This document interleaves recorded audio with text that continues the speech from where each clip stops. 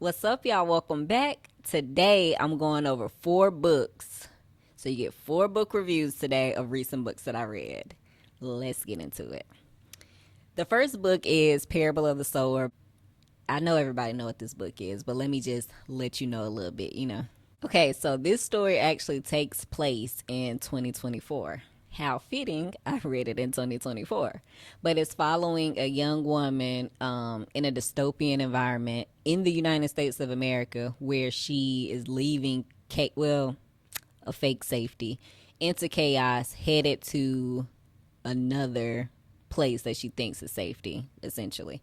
They're going there to start something new. They're going there with the dreams of hope. They're going there with change in mind, and she's like picking up people along the way. I say picking up people, but people along the way are going because they want to support the cause and they want to be a part of this like collective that she's starting there. So when I first read it, I don't know what I expected, but it has a lot of heavy religious themes, and I enjoyed this book. It was a little graphic at times, but that don't stop me from reading the book. But it was graphic, so definitely check the trigger warnings. But I enjoyed it. I liked seeing. I like thinking about this book as it seems like it was set so far in the future, but literally it was 2024. And because it was 2024, I was constantly like trying to find parallels from what's happening in the book to what's happening like literally in the United States today. You know what I mean? And I'm thinking like, oh, like if something like that happened here right now, where would I go? And I'm in Texas, so like I'm trying to think of like where would we go? Like what's my map, and kind of what would I do? But I thought that the book did a really good job at character building. All the characters had depth. It was one character that I didn't like, but I mean that doesn't matter if I don't like him or not. The reason I didn't like him though was a good reason, and this character was still really well developed. So I mean, like, what can I say? The author did her job. It was just me. But I liked the storyline. I liked how it was told. You could see, like, it was so vivid. I feel like I could see this book. Like I could literally, like, as they're walking and making their way to what this new kind of like haven would be for them. I thought that was interesting. It also made me think like, what is the process of starting a new religion? Like, I read this book and I'm a Christian. Caveat, I do read books that are different than my worldview. I do read books that have things in them I don't agree with. I do read books that are outside of an echo chamber, and I still can appreciate them.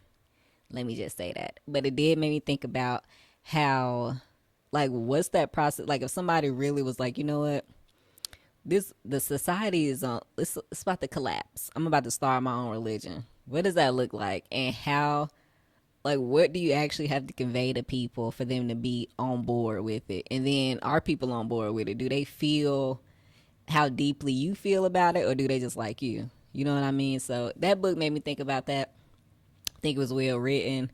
I understand why a lot of people decided to read it in 2024 because society was a mess, and this book was a really good representation of where things could head. It showed how like the survival that has to kick in, and almost savagery to be able to survive when you get down to like your instincts, like your animal instincts. You know what I mean? So a lot of fight or flight in there. It was pretty good. Talked about community, and I appreciated it. So yeah, that's book 1. Book 2 is Yellow Wife by Sadeqa Johnson. This is a book that made my top 15 reads of 2024 for many reasons.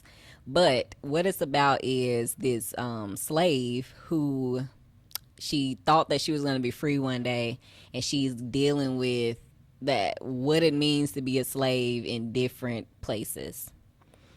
And it's such a powerful book. One is super like gut wrenching. Like, it's very hard to get through some of the parts.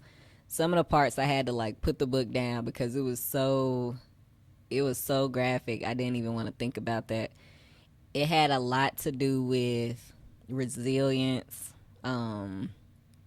And just like what it mean to just put up with so much stuff and having to adapt to whatever your surroundings are, having to sacrifice yourself for what you think the greater good is, having to sacrifice like everything that makes you you for something that you think is bigger than you. So I like this book. It did not have this super like perfect happy ending, but I feel like it had a realistic happy ending. So this is a historical fiction that was based on an actual woman, an actual place and time. But the ending, like sometimes when authors do books like that, they want the end to be like buttoned up and super perfect. This ending was it was bittersweet. Like it had parts that you wish would have worked out better, but it also had like a silver lining. And it had a part where you're like, even in bad situations, like good things can come out of it. Like even though everything didn't work out, you could like look at this one thing and be like it worked out. Even though the story doesn't end perfectly, you could still look and be like, but that right there, like that was good in it. So yes, I wanted it to be a perfect ending, but it was a realistic ending. Like during slavery, how many people really had a happy ending?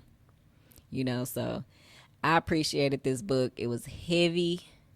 It made my top 15 because the writing was great. The storyline was great. It was told with care. It was vivid, and it just you connected with it. You know what I mean? You had a character that you could literally connect with. You got to see the side is not pretty. Like you don't want to say I did this for this reason. You know what I mean? So yeah, that's why it made my top 15 of 2024. Book three is Gather Me. This book, it's yes the first nonfiction book on this list. So this one and the next one will be nonfiction. But this book was so good. I don't know what I expected going into it. Let me be honest. When I first bought the book, all I was trying to do was support the well-read black girl. I was just trying to support her. I'm like, yeah, the book looks good, but I didn't go into it thinking I'm gonna get this like profound story. I did not think that either. I just when I got it, it was purely to support her. But then I was like, you know what? Let me just go ahead and read it. I got some time. I'm in the mood for a nonfiction read, and I read it, and so like I could relate to so much in it. It goes through her life and like a coming of age story and how literature and different authors actually played a role in shaping her mindset, who she is, her worldview, her religious view, and her like view and sense of self. Just how much literature and books and authors have shaped who she is and the books that made her, like passages that have stayed with her, influential things that have become a part of who she is and how that's so. So she talked about her family, her mama, her daddy, her upbringing, and how during bad times books were there, during good times books were there. When she was struggling with her faith and her religion, she had a mentor and books were there. You know what I mean? And so much other stuff, and how it really just impacted who she is today up until the point where she was an author herself.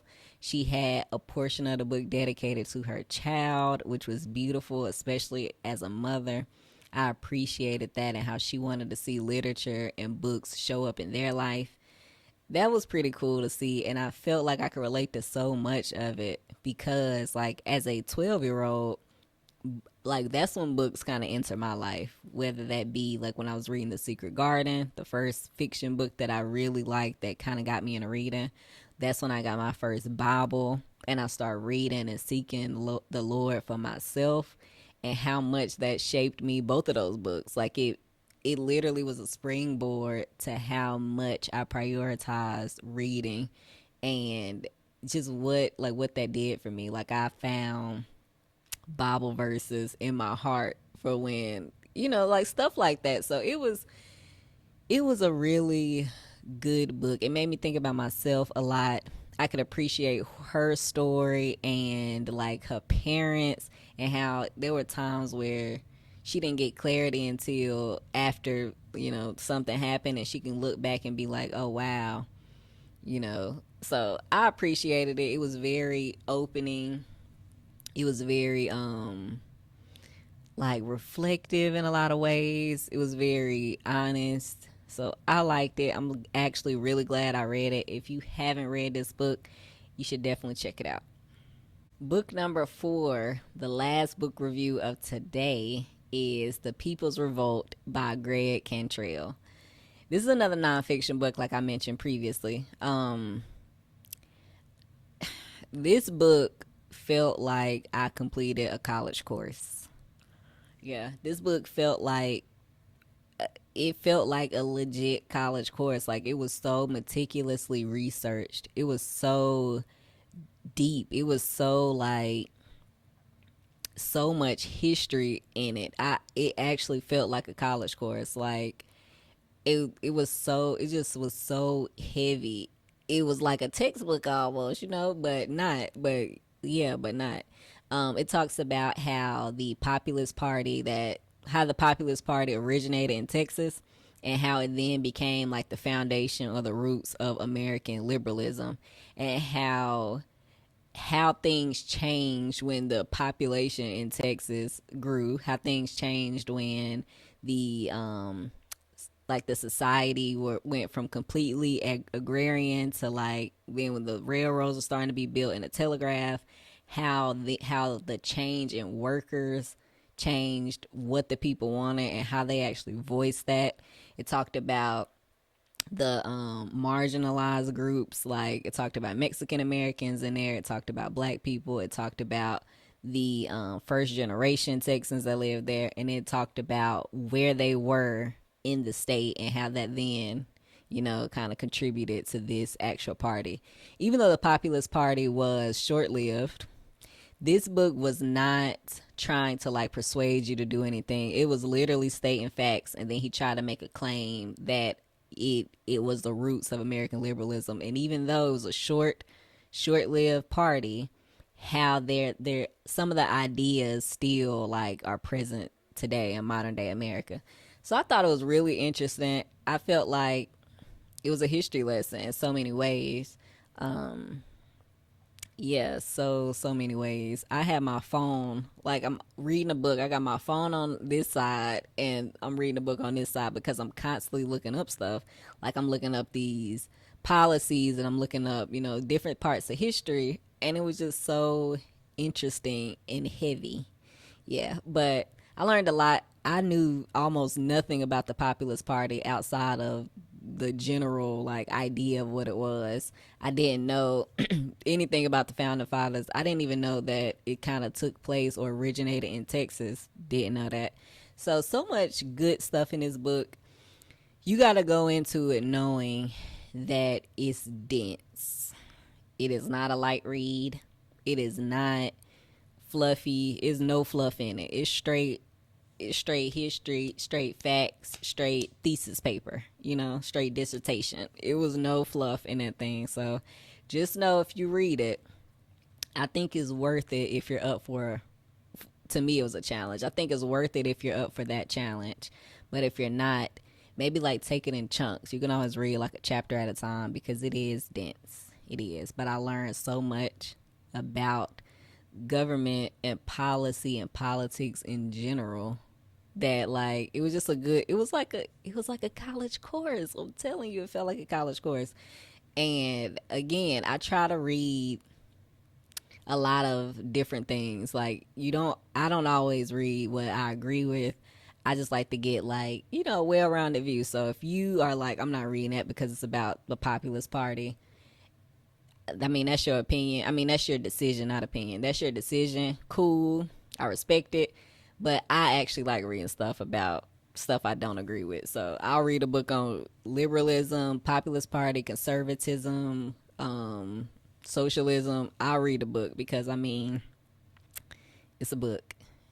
And, like, I want to be informed. But anyways, that's it for today. Those are the 4 books that I recently read. Let me know if you'll read any of these. Just let me know. All right, see y'all.